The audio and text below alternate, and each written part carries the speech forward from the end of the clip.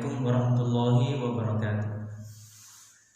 Innal hamdalillah nahmaduhu wa nasta'inuhu wa nastaghfiruh wa na'udzu billahi min shururi anfusina wa min sayyiati a'malina. Man yahdihillahu fala mudilla lahu wa man yudlilhu fala hadiya lahu. Asyhadu an la ilaha illallah wahdahu la syarika lahu wa asyhadu anna Muhammadan 'abduhu wa rasuluh.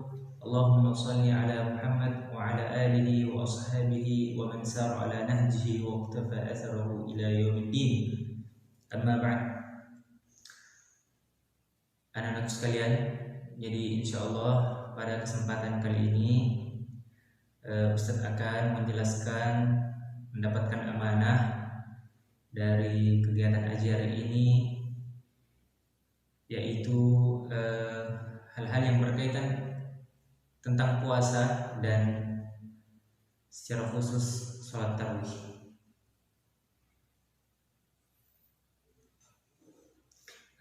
Anak-anak sekalian yang dirahmati oleh Allah Subhanahu wa taala.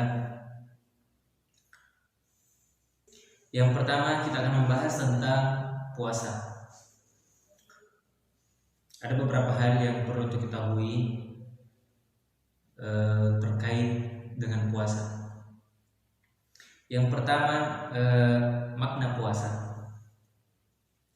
Jadi dalam bahasa Arab, puasa dikatakan sebagai as-siyam atau as-shaum, yang secara bahasa artinya menahan. Al-imsak yaitu menahan, ya.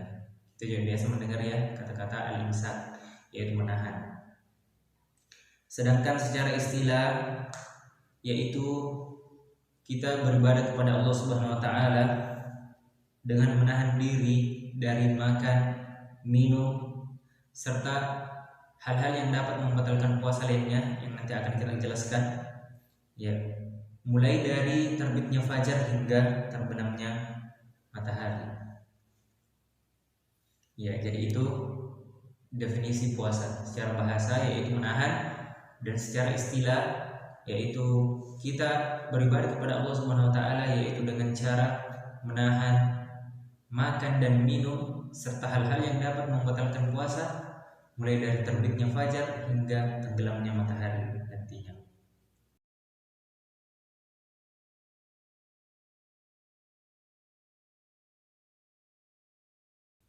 Kemudian yang kedua yang berkaitan dengan puasa yaitu hukum puasa itu sendiri, ya. Jadi puasa Ramadan, ya, maksud kita ya. Puasa Ramadan, ya, pasti kita sudah mengetahui bahwa dia akan merupakan salah satu rukun dari rukun Islam yang 5. Ya, kata Rasulullah SAW, Bunyal Islam ala khumsin. Ya, Islam itu dibangun atas 5 pondasi. Yang pertama, syahadatu an la ilaha illallah wa anna Muhammadar Rasulullah. Syahadat, bersaksi bahwa tidak ada ilah yang berhak disembah kecuali Allah dan Muhammad adalah utusannya. Ya. Wa iqamis shalah, mendirikan salat. Wa itaiz zakah, menunaikan zakat. Wa shaumi Ramadan, dan berpuasa pada bulan Ramadan. Wa tahajjul bait man istata'a ilaihi sabila. Kemudian menunaikan ibadah haji bagi yang memiliki kemampuan. Dan juga dalam firman Allah Subhanahu wa taala dikatakan bahwa Allah Subhanahu wa taala berfirman, ya ayyuhalladzina amanu kutiba alaikumusiyam kama kutiba alal ladzina min qablikum la'allakum tattaqun. Wahai orang-orang yang beriman, diwajibkan atas kamu berpuasa bagaimana diwajibkan atas orang-orang sebelum kamu agar kamu bertakwa.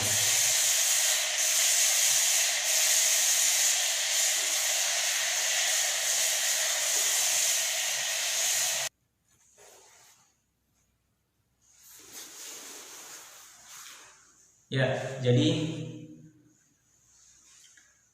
tadi dikatakan dalam surah Al-Baqarah yang mungkin sudah kita hafal semua, ayat 183, bahwa Allah Subhanahu wa taala berfirman, ya ayyuhalladzina amanu kutiba alaikumusiyam kama kutiba alal ladzina min qablikum la'allakum tattaqun.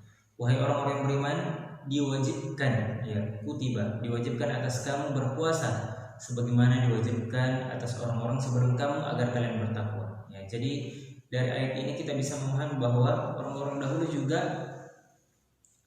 diwajibkan berpuasa, ya. Ya, sebagaimana yang kita ketahui bahwa Aisyah juga pernah berpuasa, ya.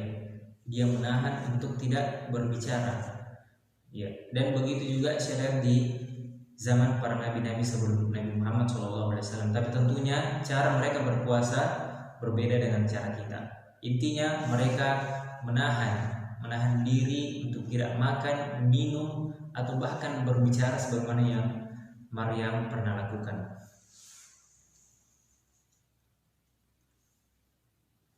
Kemudian yang ketiga kaitannya dengan puasa Ramadan, yaitu keutamaan puasa Ramadan. Ya, keutamaan puasa Ramadan. Banyak sekali keutamaan-keutamaan yang bisa kita petik dari ibadah Ramadan, ibadah puasa Ramadan. Yang pertama, puasa adalah ibadah yang tidak ada tandingannya. Ya, puasa adalah ibadah yang tidak ada tandingannya. Sebagaimana dalam hadis Abu Umam Al-Bahili, ya, Rasulullah SAW bersabda, "Alaika bisyam." Ya, hendaklah engkau berpuasa. Fa innahu la mithla lahu, karena sesungguhnya ibadah puasa itu tidak ada yang dapat menandinginya. Ya, hadis ini diriwayatkan oleh Imam Ahmad. Kemudian keutamaan yang kedua dari ibadah puasa itu adalah Allah Subhanahu wa taala menyandarkan puasa kepada dirinya. Ya. Dalam sebuah hadits qudsi dikatakan bahwa Rasulullah SAW bersabda, Allah Subhanahu wa taala berfirman, yaitu hadits qudsi, ya, kullu amal ibni Adam lahu, ya, semua amalan anak cucu Adam itu baginya, ya, illa shaum, kecuali puasa, fa innahu li wa ana ajzi bi, ya, kata Allah Subhanahu wa taala, karena sesungguhnya puasa itu adalah untukku dan aku yang akan membalas pahalanya. Ya, maksudnya dari hadis ini kita bisa pahami bahwa ibadah selain dari puasa itu terkadang manusia bisa melihatnya. Ketika kita pergi sholat, maka orang sudah mengetahui bahwa si fulan akan melaksanakan sholat. Ketika si fulan bersedekah, kemudian dilihat oleh orang lain, maka dia sudah diketahui bahwa dia telah bersedekah. Ya, beda halnya dengan berpuasa. Kita tidak tahu apakah dia berpuasa. Nah, hanya Allah yang mengetahuinya. Ya.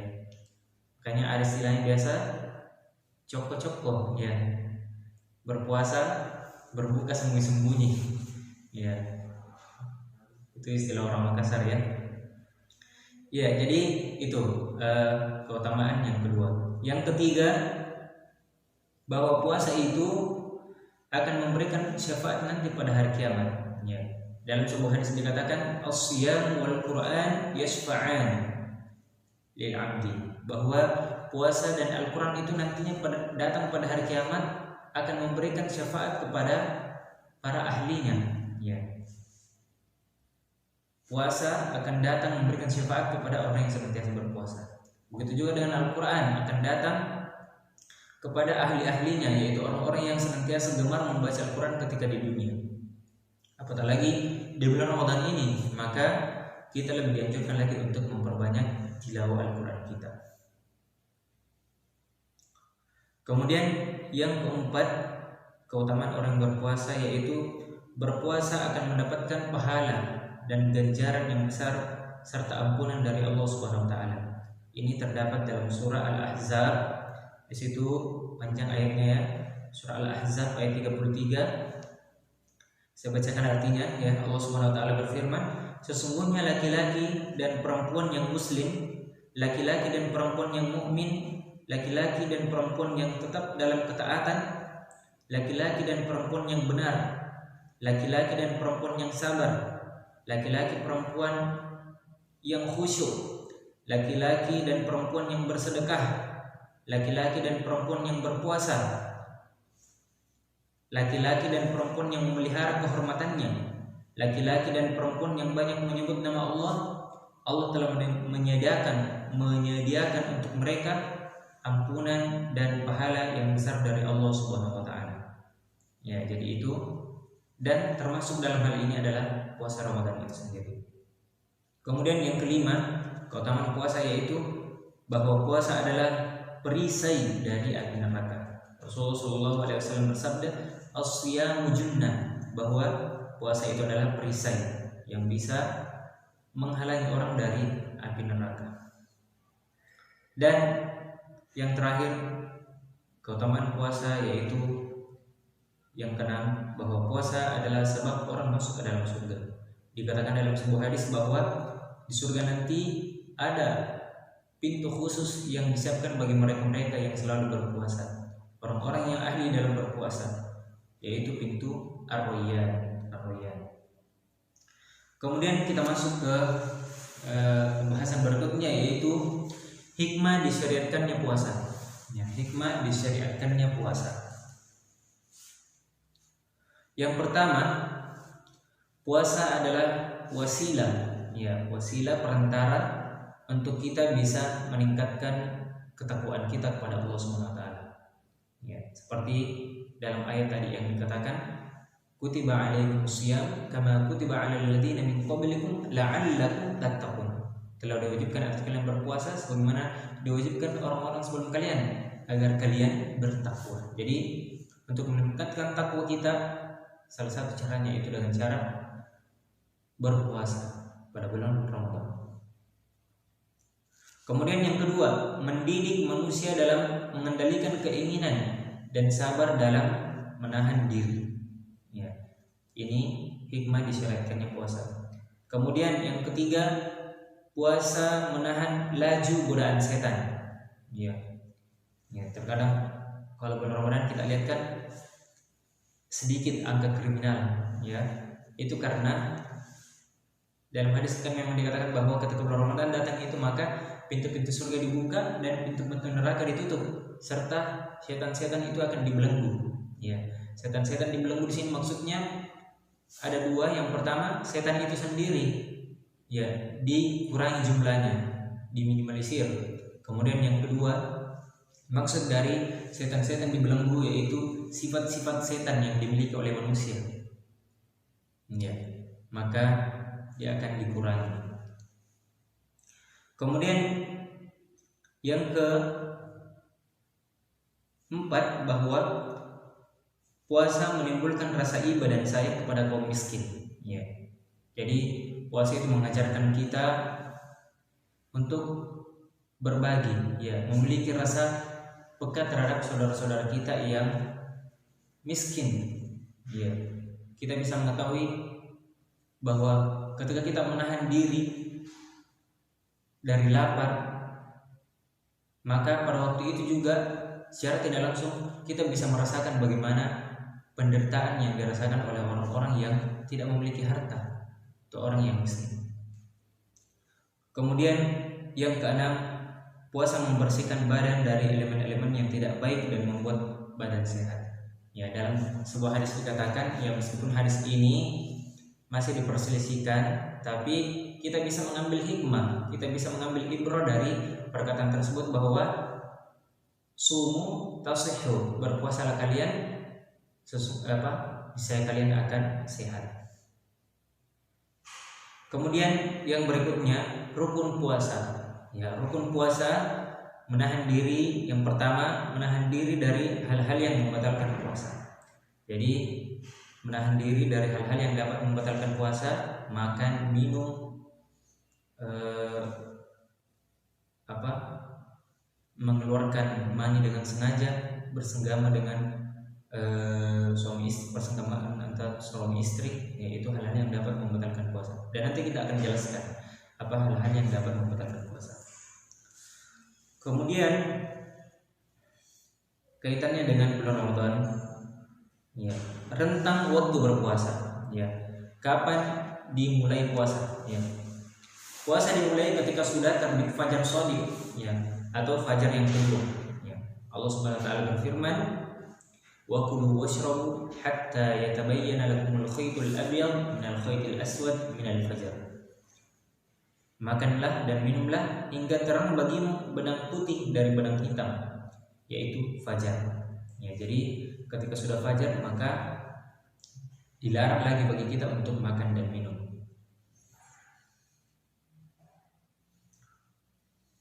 sampai tenggelamnya matahari atau ditandai dengan masuknya waktu maghrib. Kemudian yang berikutnya, ya kita percepat saja ya. Syarat sah puasa.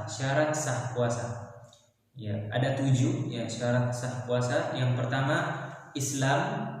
Ya, Islam tentunya orang Islam wajib baginya untuk berpuasa. Balik ya, ketika sudah mencapai umur yang telah mukallaf, ya, yang telah dibebani amalan dalam agama kita, balik. Yang ketiga berakal. Ya. Jadi orang gila tidak wajib baginya berpuasa. Mukim, ya, mukim itu tidak bersafar. Mukim orang yang tinggal di suatu kampung, suatu daerah, tidak melakukan safar, ya, tidak melakukan safar, tidak berpergian ke tempat yang jauh. Kemudian yang kelima, suci dari haid dan nifas. Kemudian yang keenam, mampu untuk berpuasa. Ya, mampu untuk berpuasa. Jadi kalau tidak mampu, misalnya sakit-sakitan atau dikhawatirkan dia akan mati jika berpuasa, maka dia tidak wajib baginya untuk berpuasa. Kemudian yang terakhir, yang ketujuh, yaitu niat. Ya, kita harus berniat. Ya, meskipun ada 2 versi untuk niat ini. Ada yang mengatakan cukup di awal Ramadan saja, di malam pertama kita meniatkan untuk berpuasa sebulan lamanya. Ya. Dan ada juga yang mengatakan bahwa niat itu wajib dimalamkan setiap malamnya. Ya. Jadi itulah 7 syarat sah puasa. Kemudian yang berikutnya sunnah-sunnah ketika berpuasa. Ya. Ini hal yang perlu juga untuk kita ketahui, sunnah-sunnah ketika berpuasa. Yang pertama, disunnahkan menyegerakan berbuka. Ya. Jadi jangan berlama-lama. Kemudian yang berikutnya berbuka dengan rutab. Ya, rutab itu dalam bahasa Arab kurma yang segar, yang lembek. Ya, kurma yang lembek. Jika tidak ada maka dengan kurma tamar, kurma kering. Dan jika tidak ada maka cukup dengan seteguk air putih. Yaitu yang disebutkan dalam hadis Nabi SAW. Kemudian yang ketiga, di antara sunnah puasa yaitu berdoa ketika berbuka. Ya, apa doanya? Zahabal zuma'u wa batallatil 'uruq wa thabatal ajru insyaallah. Telah hilang rasa dahaga dan telah basah kerongkongan, wa thabatal ajru, dan telah ditetapkan pahala insyaallah jika Allah menghendaki. Kemudian sunnah-sunnah yang kaitannya dengan makan sahur, ya, dalam puasa, yaitu yang keempat, yaitu makan sahur. Ya, hukumnya sunnah muakkadah. Kata Rasulullah SAW, tasahharu fa inna fis sahuri barakah. Makan sahurlah kalian, karena semuanya makan sahur itu terdapat berkah. Dan disunahkan untuk mengakhirkan sahur, diakhirkan. Ya, jangan juga terlalu cepat. Jam 2 sudah sahur atau jam 3 sudah sahur. Ya, yang sunnahnya itu diakhirkan. Ya, diakhirkan supaya tidak terlalu cepat menahan rasa lapar.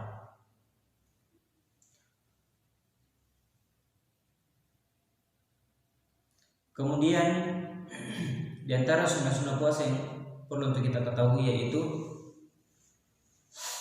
meninggalkan hal-hal yang diharamkan oleh Allah Subhanahu wa taala. Dan sebaliknya memperbanyak ketaatan kepada Allah Subhanahu wa taala seperti bersedekah, membaca Al-Qur'an, sholat sunnah, memperbanyak zikir, membantu orang lain, yang beriktikaf. Ya, tapi kita sekarang ini susah ya untuk melakukan iktikaf itu karena kita dilarang untuk banyak berkumpul. Ya. Untuk saat ini cukuplah kita beriktikaf dulu di rumah, ya, mengikuti himbauan dan protokol dari pemerintah kita. kemudian menuntut ilmu agama. Itu juga hal yang perlu untuk kita mengisi waktu dalam bulan Ramadan ketika kita berpuasa. Ya, kemudian yang berikutnya kaitannya dengan puasa Ramadan, yaitu ini juga yang paling penting, siapakah orang-orang yang dibolehkan untuk tidak berpuasa. Ya, jadi ada orang-orang yang tidak wajib baginya berpuasa. Ya, uzur. Ya, ada alasan syar'inya. Ya. Yang pertama, orang yang sakit, yang sakitnya itu bisa membahayakan dirinya jika ia berpuasa. Ya. Jadi ini dikecualikan. Jadi mereka tidak wajib untuk berpuasa. Kemudian yang kedua, musafir. Ya, musafir adalah orang yang melakukan perjalanan jauh. Kapan dikatakan musafir? Ya, macam-macam versi dari ulama kita. Ya, yang secara ringkas bahwa ketika dia sudah menempuh 80 kilo kurang lebih, ya, maka dia sudah dikatakan musafir. Ya, 80 kilo, ya, 80 kilo. Kemudian yang ketiga, golongan ketiga yang tidak wajib bagi yang berpuasa yaitu orang tua. Ya, orang tua yang sudah tua renta, yang tidak mampu lagi untuk berpuasa. Ya, maka orang seperti ini ya cukup baginya untuk membayar fidyah pada satu orang miskin setiap hari yang ia tinggalkan. Ya, tapi kalau juga sudah terlalu tua, sudah tidak jelas bicaranya, pikun-pikun, maka sebenarnya dia tidak wajib lagi untuk berpuasa. Ya, ya. Karena dia orang-orang yang orang-orang yang memang tidak wajib lagi untuk berpuasa, ya, karena sudah tua renta. Kemudian yang keempat yaitu wanita hamil dan menyusui. Ya, wanita hamil dan menyusui yang bisa membahayakan diri dan janinnya atau bayi yang sedang ia susui. Kemudian yang kelima, orang yang tidak wajib berpuasa adalah orang yang memiliki sebab yang membolehkan tidak berpuasa. Ya, seperti pekerja berat, ya, pekerja berat, atau orang yang sangat kelaparan dan kehausan, ya, yang dikhawatirkan jika dia menahan itu maka dia bisa binasa, dia bisa mati. Ya, ya, jadi kalau sudah sangat merasa lapar dan khawatir bahwa jika ia masih tetap menahan laparnya itu maka dikhawatirkan dia mati, maka tidak apa-apa buka dan nanti dia qada di hari-hari yang lainnya. Atau orang yang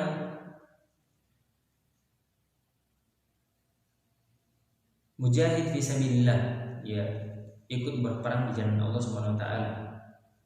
Ya, inilah orang-orang yang dikatakan memiliki sebab yang membolehkan dia untuk tidak berpuasa. Kemudian yang terakhir kaitannya dengan puasa yaitu pembatal-pembatal puasa. Ya, pembatal-pembatal puasa di sini ada ya banyak yang disebutkan. Pertama, makan dan minum dengan sengaja. Ya, makan dan minum dengan sengaja, ya jelas ya. Kemudian yang kedua, keluar mani dengan sengaja. Ya, termasuk dalam hal ini adalah onani. Ya, ketika dia melakukan di siang hari Ramadan maka puasanya batal. Muntah dengan sengaja, ya, muntah dengan sengaja. Ya, yang keempat, keluarnya darah haid dan nifas. Ya, jadi bagi wanita yang meskipun dia sudah bersahur, tapi pas di siang hari Ramadan, ya, keluar darah haidnya, maka puasanya itu batal dan dia wajib mengqadanya di hari-hari lainnya. Kemudian yang 5, menjadi gila atau pingsan. Ya, menjadi gila atau pingsan, maka batalnya puasanya batal. Kemudian yang ke-6, murtad, ya, orang yang keluar dari agama Islam. Kemudian yang ke-7, berniat untuk berbuka. Ya, dia ada memang keinginan untuk berbuka, maka dia dihukumi niatnya itu. Maka innamal a'malu binniyat, semuanya amalan itu tergantung pada niat. Jika ia berniat untuk berbuka maka batallah puasanya. termasuk merokok, ya merokok, jima, ya bersenggama, persetubuhan antara suami istri. Kemudian yang ke-10 bekam, ya melakukan bekam, ya tapi ini juga ada perselisihan yang besar di antara ulama kita. Namun intinya tetap hijama itu dapat membatalkan puasa. Kemudian yang ke-11 donor darah, ya sama halnya tadi dengan bekam, ya karena dia melakukan aksi mengeluarkan darah, ya tidak boleh ya ketika berpuasa. Ya, inhaler dan sejenisnya berupa aroma yang dimasukkan melalui hidung. Ya, inilah hal-hal yang dapat membatalkan puasa. Baik, saya kira hal ini yang perlu untuk kita ketahui kaitannya dengan puasa Ramadan.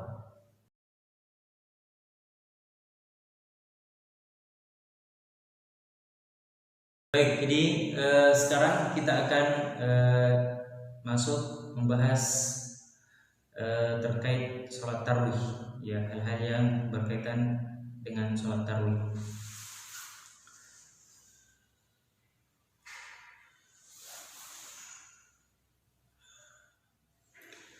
Jadi ada beberapa hal yang perlu kita ketahui terkait sholat tarawih, ya karena sholat tarawih sendiri merupakan suatu amalan yang sangat disyariatkan, dianjurkan untuk kita lakukan, memperbanyak melakukan sholat tarawih di bulan Ramadan. Yang pertama, definisi sholat tarawih. Ya. Tarawih adalah bentuk jamak dari tarwiyah, yang artinya intinya itu istirahat.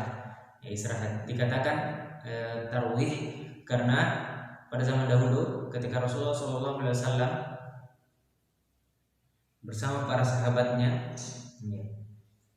ingin melakukan tarawih, ya mereka setelah melakukan 2 rakaat mereka istirahat, ya mereka istirahat. Jadi ya tidak langsung sebagaimana yang kita saksikan saat sekarang ini, ya begitu selesai 2 rakaat maka langsung ambil lagi 2 rakaat, ya sebenarnya tidak apa-apa, tapi kalau kita mau mengikuti sunnah Nabi SAW maka idealnya kita harus istirahat, ya entah itu minum atau membaca Al-Quran, memperbanyak doa. Jadi jangan terlalu dipaksakan, ya karena tarawih itu sendiri artinya istirahat, ya ada jeda, ya ada jeda di mana kita bisa mengambil nafas untuk istirahat, ya apalagi kalau bacaannya mungkin 1 juz 1 malam, ya Masya Allah. Ya secara istilah tarawih artinya ya qiyam Ramadan atau sholat di malam hari Ramadan. Kemudian yang kedua, keutamaan sholat tarawih. Ya, yang pertama, sholat tarawih merupakan sebab mendapatkan ampunan dosa yang telah lalu. Ya. Kata Rasulullah SAW, "Man qama Ramadana imanan wa ihtisaban, ghufira lahu ma taqaddama min dhanbi." Barang siapa yang melakukan qiyam Ramadan, sholat di bulan Ramadan, qiyamul lail, termasuk dalam hal ini adalah tarawih, maka akan diampuni dosa-dosanya yang telah lalu. Kemudian yang kedua, orang yang tarawih berjamaah bersama imam sampai selesai maka dicatat baginya pahala sholat semalam suntuk. Man qama ma'al imam hatta yansharif kutiba lahu qiyamul lail. Siapa yang sholat bersama dengan imam sampai selesai, ya sampai imamnya selesai maka dicatat baginya pahala sholat semalam suntuk. Kemudian yang ketiga, orang yang rutin mengerjakan sholat tarawih jika wafat maka dicatat sebagai siddiqin dan syuhada.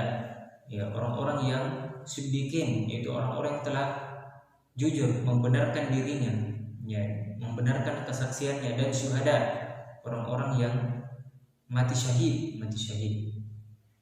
karena dia mati dalam ketaatan kepada Allah Subhanahu wa taala. Kemudian yang ketiga terkait sholat tarawih, hukum sholat tarawih. Ya. Sholat tarawih sendiri hukumnya sunnah muakkadah, ya, jadi tidak wajib. Ya, hanya sunnah muakkadah, sunnah yang sangat ditekankan. Ya, muakkadah itu artinya yang sangat ditekankan, sunnah yang sangat ditekankan. Artinya, ya jika kita meninggalkannya, jika kita melakukannya maka kita akan mendapatkan pahala sebagaimana telah kita sampaikan tadi, dan jika kita meninggalkannya maka tidak mendapatkan dosa tapi kita merugi, ya, kita merugi, tidak mendapatkan pahala, ya.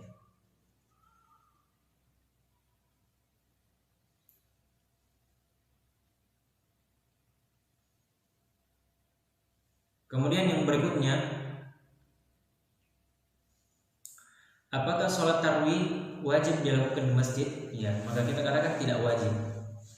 Ya, karena secara asal, ya, kalau kita melihat Rasulullah, maka beliau ini memperbanyak sholat sunnahnya di rumah. Karena sebaik-baik sholat sunnah adalah jika dilakukan di rumah. Ya, adapun sholat fardu maka itu wajibnya, ya, terkhusus bagi kaum laki-laki, maka itu wajib dilakukan di masjid. Adapun dengan sholat tarawih, karena kita katakan tadi bahwa dia adalah sunnah muakkadah, maka cukup untuk kita lakukan di masjid, ya, di rumah masing-masing. Tapi kalau kita tidak memiliki hafalan misalnya, dan kita merasa enak kalau berjamaah di masjid, maka tidak mengapa untuk kita ikut berjamaah di masjid. Wallahu a'lam. Yang berikutnya terkait masalah tarawih, waktu pelaksanaan sholat tarawih, ya, kapan dilaksanakan sholat tarawih? Ya, ulama menyebutkan bahwa waktu dimulai sholat tarawih yaitu ketika selesai sholat isya,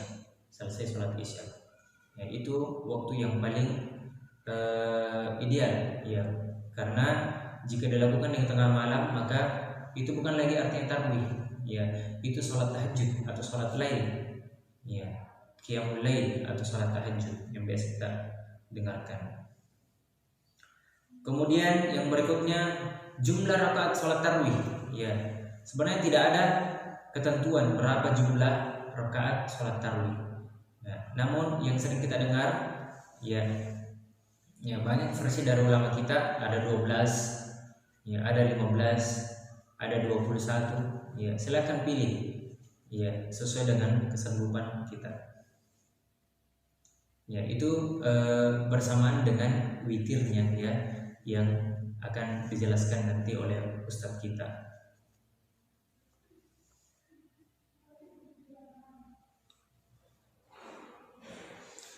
Tata cara sholat tarawih, ya, bagaimana cara sholat tarawih? Ya, sholat tarawih dilaksanakan 2 rakaat.